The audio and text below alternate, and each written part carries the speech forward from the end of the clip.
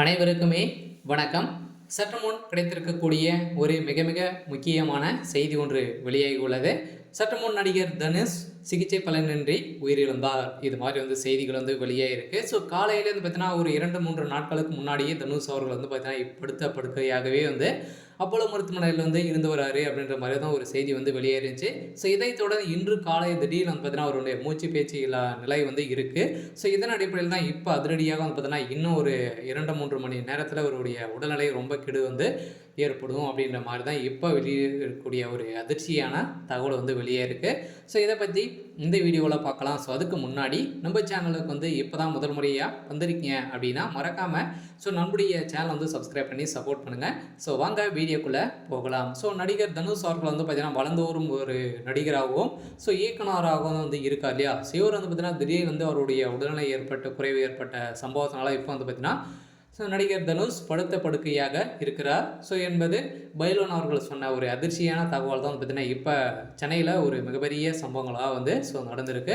இதனால் திரையுலகமே பார்த்தீங்கன்னா அப்போலோ மருத்துவமனையில் தனுஷை பார்வையிடுவதற்காக அனைத்து நடிகைகளும் பார்த்தீங்கன்னா அங்கே வந்திருக்கும் நிலையில் அங்கே போலீஸ் குவிக்கப்பட்டு பலத்த பாதுகாப்போடு இருக்கும் நிலையெல்லாம் இன்று காலை பார்த்தீங்கன்னா அவருடைய உடல்நிலை ரொம்ப மோசமான நிலையும் வந்திருக்கு அப்படின்ற மாதிரி தான் இப்போ வெளியேறக்கூடிய செய்தியால் இன்னும் இன்று மாலைக்குள்ளே என்ன அப்படின்றத தெரியும் அப்படின்ற மாதிரி சொல்லியிருக்கும் நிலையில் நடிகர் தனுஷ் இயக்கிய நடித்த ராயன் திரைப்படம் மிகப்பெரிய வெற்றி பெற்றது. இதையடுத்து தனுஷ் தற்போது சேகர் மற்றும் அமுல்லா இயக்கத்தில் குபேரா என்ற படத்தின் நடிகை கட்டமிட்டிருந்தார்.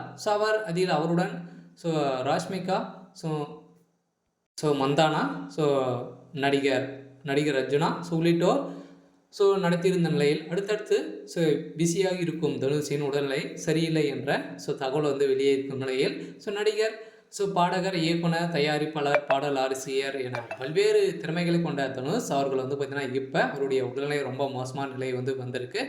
இதனால் என்ன ஆயிடுச்சு அப்படின்னா அவருடைய ரத்த குழாயில் பார்த்தீங்கன்னா ரத்த சோகை ஏற்பட்ட சம்பவத்தினால இப்போ நடிகர் தனுஷ் அவர்களுக்கு இப்போ அப்போலோ மருத்துவமனையில் அனுமதி பெற்று சிகிச்சை பெற்று வந்திருந்தார் இல்லையா. ஒரு 2-3 நாட்களாகவே முன்னாடியே ஒரு உடல்நிலை ஏற்பட்டது மருத்துவமனையில் தான் அவர் சிகிச்சை பெற்று வராரு அப்படின்ற மாதிரி சொல்லியிருந்த நிலையில் தான் இப்போ நடிகர் தனுஷ் அவர்கள் சிகிச்சை பலனின்றி உயிரிழந்ததாக காலையில் ஒரு பரபரப்பான செய்தி வெளியாகிருக்கு.